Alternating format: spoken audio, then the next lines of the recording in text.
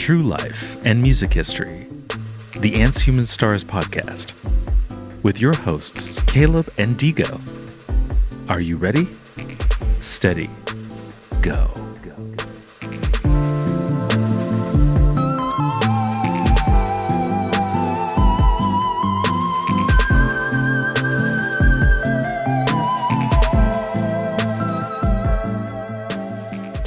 Okay, story time. Bohemian Rhapsody. Woo! What does that even mean, one might ask?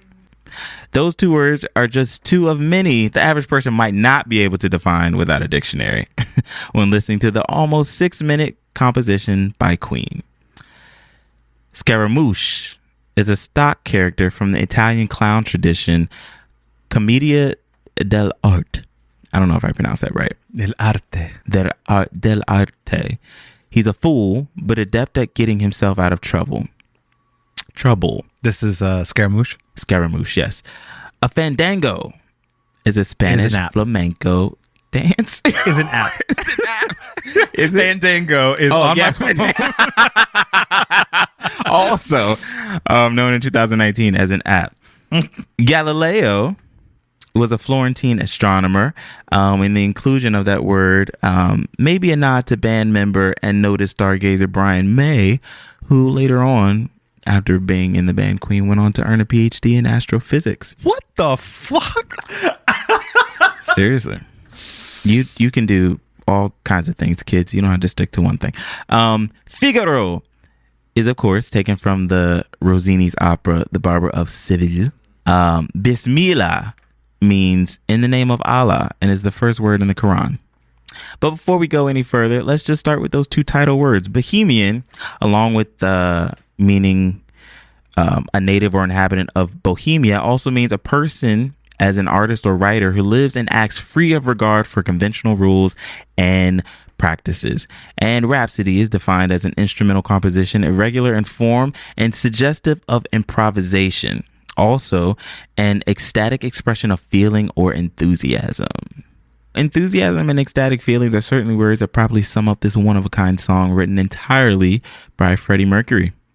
It's said that Mercury first started developing Bohemian Rhapsody in the late 1960s, and producer Roy Thomas Baker, who began working with Queen in 1972, told how Mercury once played the opening ballad section on the piano for him at Mercury's home.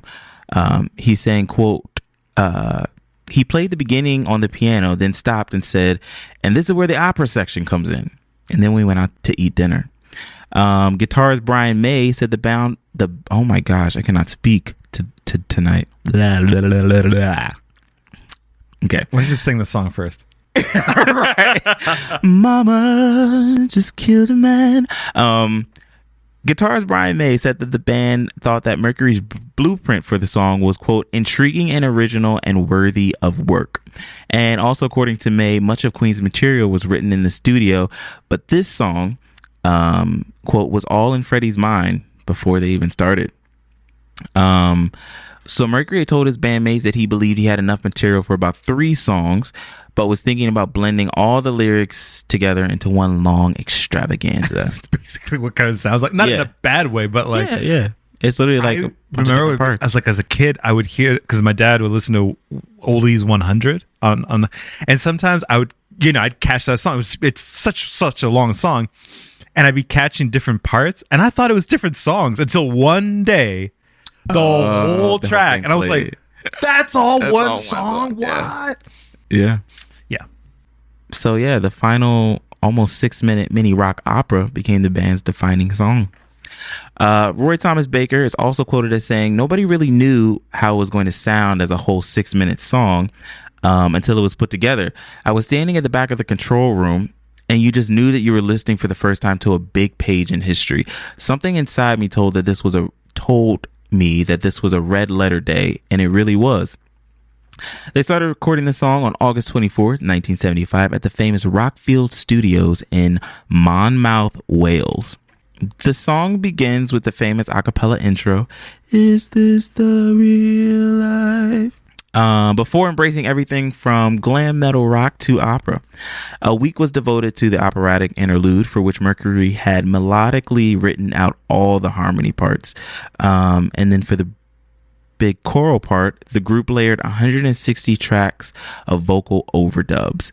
What does that mean? How it like sounds like a choir. And in those certain parts, like that is them basically kind of what we did the other day with like, okay, you're singing, and then you're doing it over and over and over to layer it. Okay. So it sounds bigger than what it is.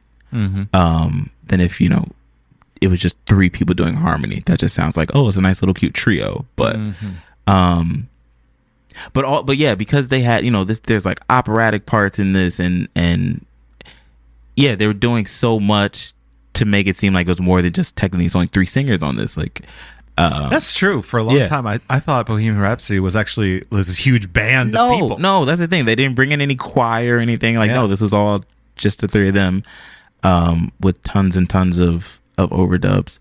So anyways, Freddie Mercury sang the middle register, May did the lower register, and drummer Roger Taylor, did the high register.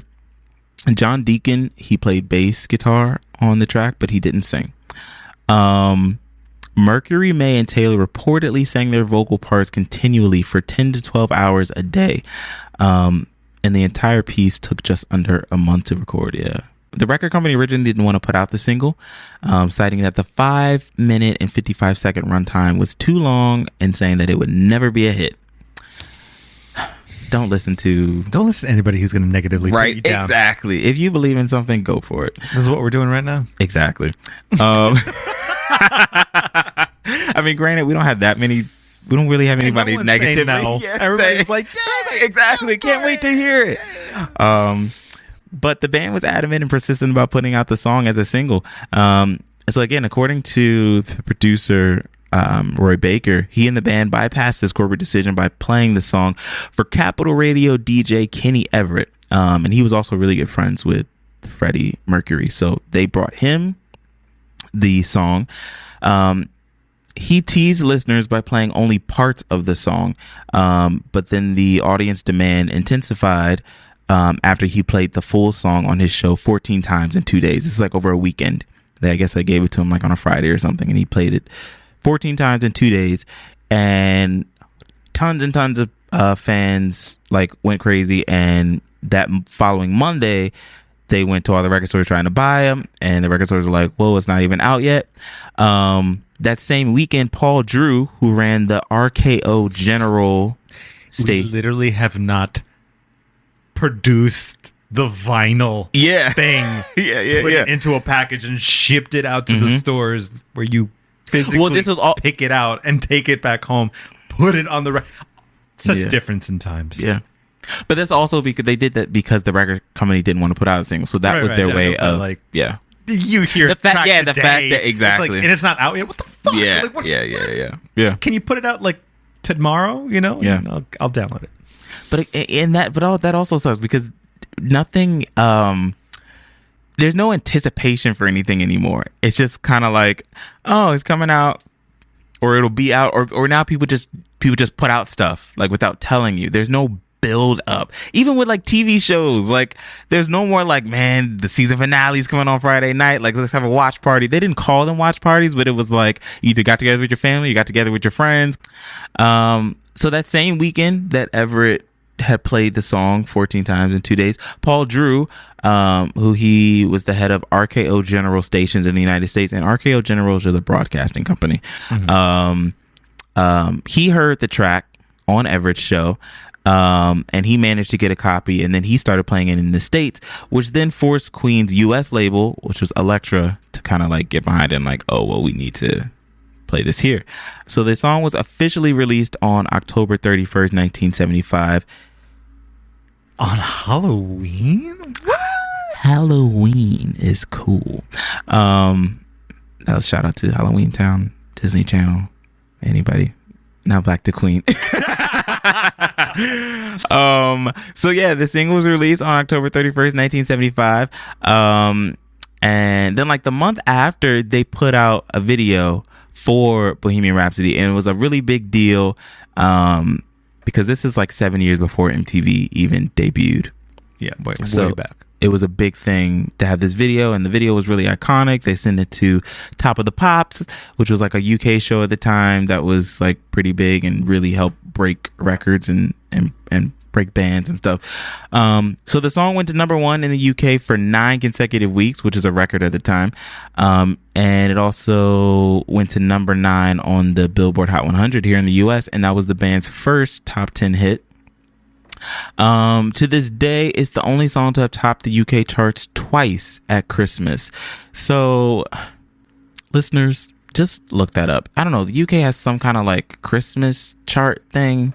And anyways, they topped it twice with the same song. That's never been done to this day. Also in January 1992, following Freddie's death, the song was re-released as a double A-side cassette single with The Show Must Go On, which I love that song. So just epic. And it re-entered the Billboard Hot 100 chart after 16 years and shot all the way to number 2. And it spent 17 weeks on the chart and had a year in position of 39. I'm looking at the charts for 1975, and songs I never heard of, and then Bohemian Rhapsody taking up like all these like dates. But I don't know. Well, okay, David Bowie, he did a track. I don't know. David. Johnny Nash.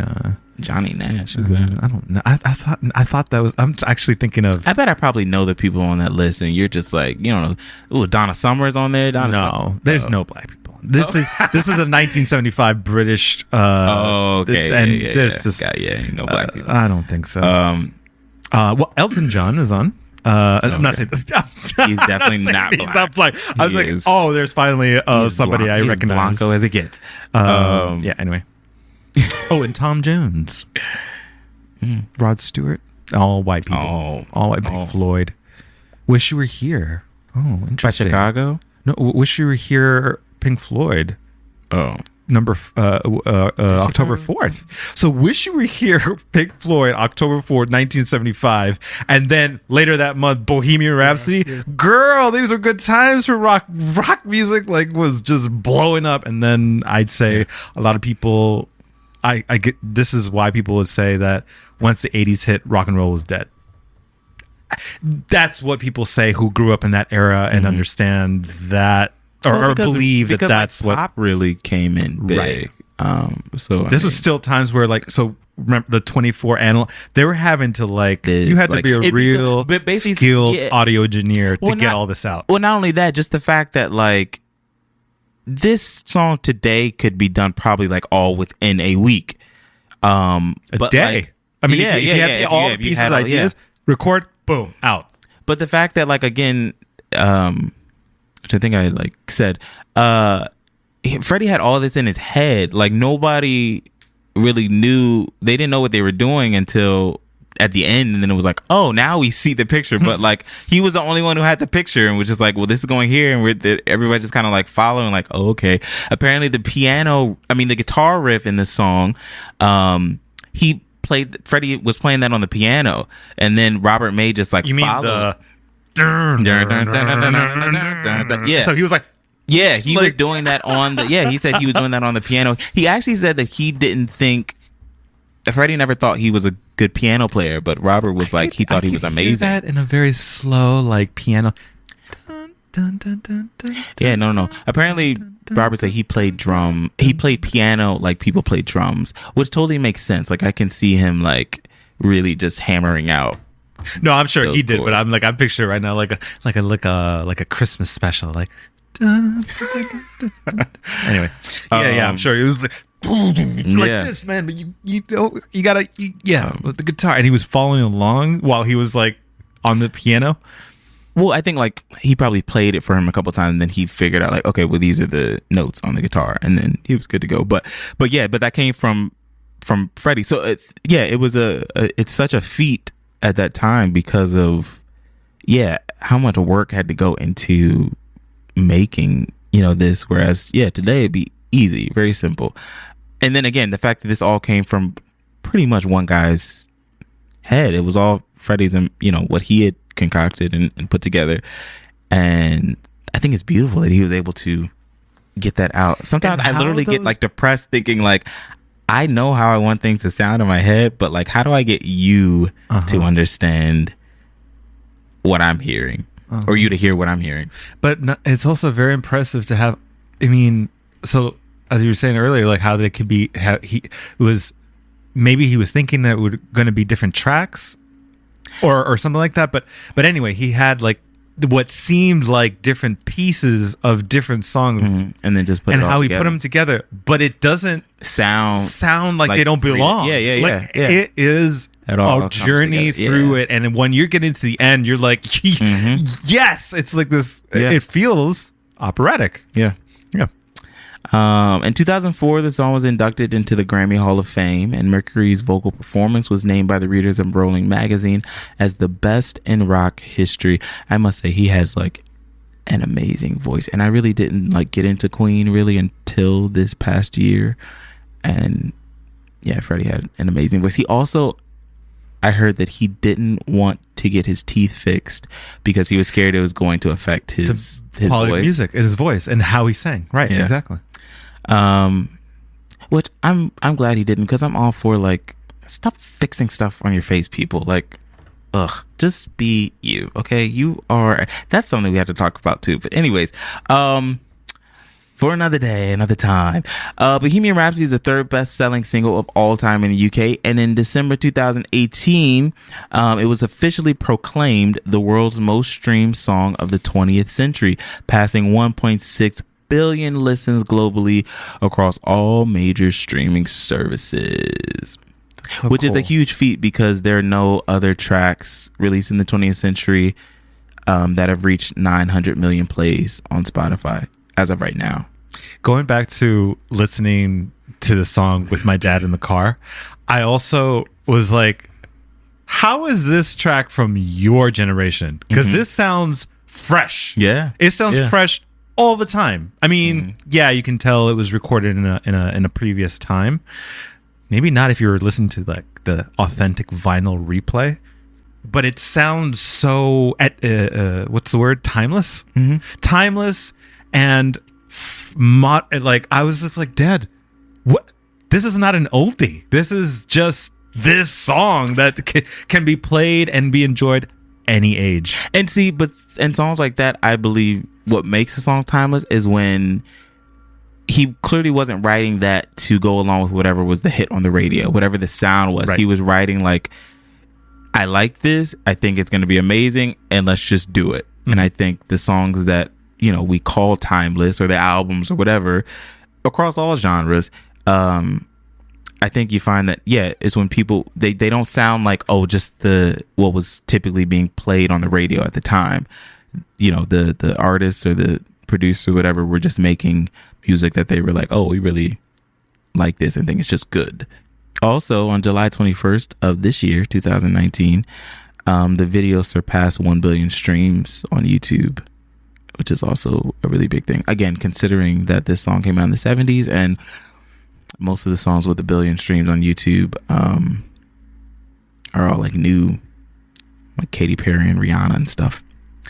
So, in conclusion, the actual meaning of the song as a whole remains a bit unclear, but that hasn't stopped it from living and playing on in the hearts and speakers of people of many generations all over the world.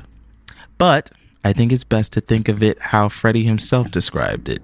He said, quote, "It is one of those songs which has such a fantasy feel about it. I think people should just listen to it, think about it, and then make up their own minds as to what it says to them."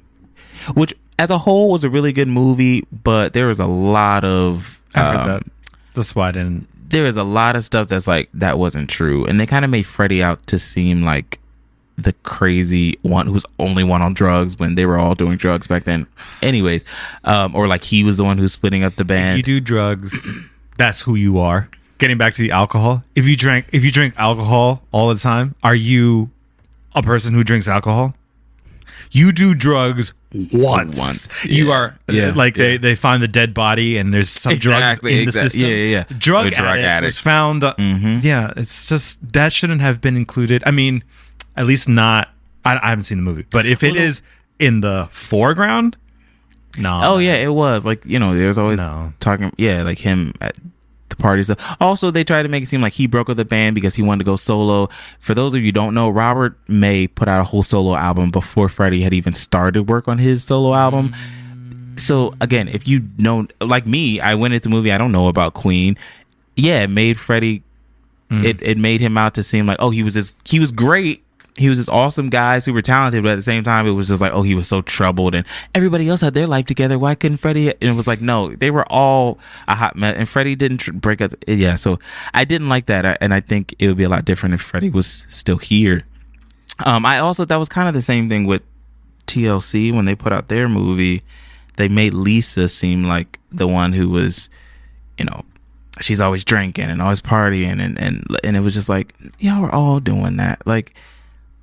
Yeah, you kind of make the person who's dead and can't defend themselves as the they were the troubled one. And so anyways, I was in Wikipedia just looking at some things for the technicals or whatever. I forgot this, but now I remember it. Crystal. Wayne's World? Yeah, so the song was in Wayne's World, and that also helped. Because that was 1992, and so I think that was like a year after. Yeah, Freddie died in 91, I think, and that also, the song picked up again because of that.